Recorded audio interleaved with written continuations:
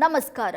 ಸುಹಾಸ್ ಶೆಟ್ಟಿ ಕೊಲೆ ಬಳಿಕ ಬೂದಿ ಮುಚ್ಚಿದ ಕೆಂಡದಂತಾಗಿರುವ ಕರಾವಳಿ ಕಡಲ ತೀರದಲ್ಲಿ ಮತ್ತೆ ನೆತ್ತರು ಹರಿದಿದೆ.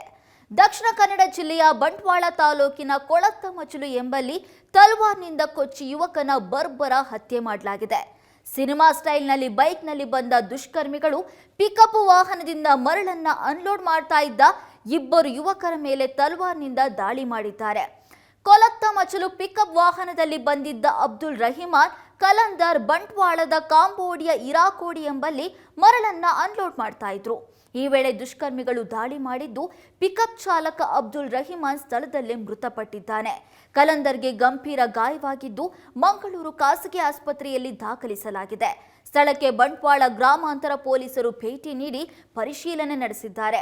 ಮನೆ ಕಟ್ಟೋದಕ್ಕೆ ಮರಳು ಬೇಕು ಅಂತ ಮನೆಗೆ ಆರ್ಡರ್ ಕೊಟ್ಟು ಕರೆಸಿಕೊಂಡು ಹಂತಕರು ಹತ್ಯೆ ನಡೆಸಿದ್ದಾರೆ ಎನ್ನಲಾಗಿದೆ. ಕಾನೂನು ಸುವ್ಯವಸ್ಥೆ ಕಾಪಾಡೋದಕ್ಕೆ ಕಟ್ಟೆಚ್ಚರ ವಹಿಸಿದ್ದು ಮಂಗಳೂರಿನಲ್ಲಿ 3 ದಿನ ನಿಷೇಧಾಜ್ಞೆ ಜಾರಿ ಮಾಡಲಾಗಿದೆ.